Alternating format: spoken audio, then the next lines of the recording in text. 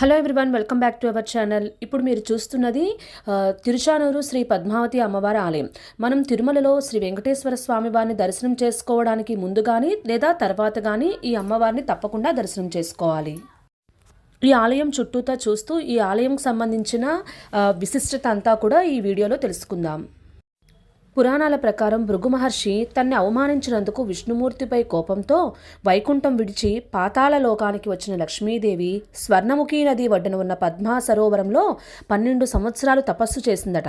13వ సంవత్సరంలో బంగారు పద్మంలో శ్రీ పద్మావతీ దేవిగా ఉద్భవించిందట. అందుకే ఈ ప్రదేశాన్ని అలివేలు మంగాపురం అంటారు. ఈ ఆలయం చుట్టూతా కూడా 4 ద్వారాలు ఉంటాయి. ఇక్కడ చూడండి, ఉచిత దర్శన ప్రవేశ మార్గం అని ఉంది. అలాగే ఇక్కడ మనకి ఫ్రీగా మొబైల్స్ అవి కూడా పెట్టుకోవడానికి ఉంటాయి. అవన్నీ మనం డిపాజిట్ చేసుకుని ముందుకు వెళ్ళవచ్చు. 4 పక్కల నుంచి కూడా 4 గేట్లు ఉంటే మనం ఎక్కడి నుండైనా రావచ్చు. అక్కడ మీరు చూసినట్లయితే ఫ్రీ బస్ ఉంది కదా, మనకి టెంపుల్ పైన స్వామివారి టెంపుల్ దగ్గర నుంచి ఇక్కడికి ఫ్రీ బస్ కూడా వస్తుంది. మేము ఈ అమ్మవారి ఆలయానికి ఈవినింగ్ 6 తర్వాత వచ్చాము. అందుకే లైటింగ్ చూడండి అసలు ఎంత అద్భుతంగా ఉందో. ఆ లైటింగ్ అనేది ఆ గోపురం మీద పడి డిఫరెంట్ కలర్స్లో మారుతూ ఉందన్నమాట.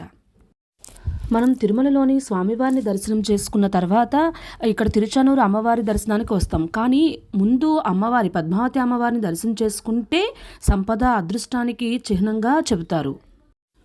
ఇక్కడ అమ్మవారి ప్రసాదం అన్నప్రసాద కేంద్రం కూడా ఉంటుంది. ఇప్పుడు మీరు చూస్తున్నది లడ్డూ విక్రయ కేంద్రం అనమాట. ఇక్కడ మనకి లడ్డూ ప్రసాదం అనేది ఇస్తారు.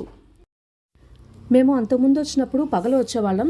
ఈసారి మాత్రం ఈవినింగ్ 7 తర్వాత వచ్చేసరికి చూడండి అసలు వ్యూ అయితే ఎంత బాగుందో. లైటింగ్ అంతా కూడా డిఫరెంట్ కలర్స్లో చేంజ్ అవుతూ ఉంటుంది. మొత్తం తిరుమాడ వీధులు అన్నీ కూడా, ఆ మాడ వీధులు అన్నీ కూడా చాలా అద్భుతంగా ఉంటుందన్నమాట లైటింగ్తో. ఇక్కడ మీరు చూసినట్లయితే అమ్మవారి గర్భగుడి ముందు భాగం అనమాట. ఇక్కడ నుండి కూడా చాలామంది దండం పెట్టుకుంటున్నారు. ఫొటోస్ అవి కూడా ఇక్కడ తీసుకుంటున్నారు. లోపలికి ఫొటోస్ అవి ఫోన్ అది అలౌ చేయరు కాబట్టి ఇక్కడ ఉండి ఫొటోస్ అవి తీసుకుంటున్నారు. ఇక్కడ అమ్మవారిని దర్శనం చేసుకున్న తర్వాత పక్కకు వస్తే ఇక్కడ దీపారాధన అవి చేయడానికి బాగుంటుందన్నమాట. కొబ్బరికాయలు కొట్టడం, దీపారాధన చేయడం అన్నీ కూడా ఇక్కడ చేస్తున్నారు. ఇక్కడ తిరుచానూరు అమ్మవారి జన్మను పురస్కరించుకొని కార్తీక మాసంలో అయితే చాలా బ్రహ్మోత్సవాలు ఎంతో ఘనంగా చేస్తారు. మరీ ముఖ్యమైనది శ్రీవారి కళ్యాణం ఇక్కడ చాలా అంగరంగ వైభవంగా జరుగుతుంది. అలాగే ఇక్కడ ఆలయంలో పద్మ సరోవరంలో పవిత్ర స్నానం ఆచరిస్తారనమాట. తర్వాత అమ్మవారిని దర్శించుకుంటారు. ఈ పద్మ సరోవరం చాలా అద్భుతంగా ఉంటుంది.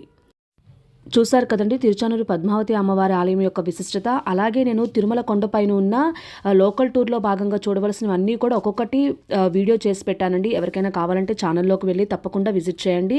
అలాగే ఈ వీడియో నచ్చినట్లయితే మీ ఫ్రెండ్ అండ్ ఫ్యామిలీ మెంబర్స్కి తప్పకుండా షేర్ చేయండి.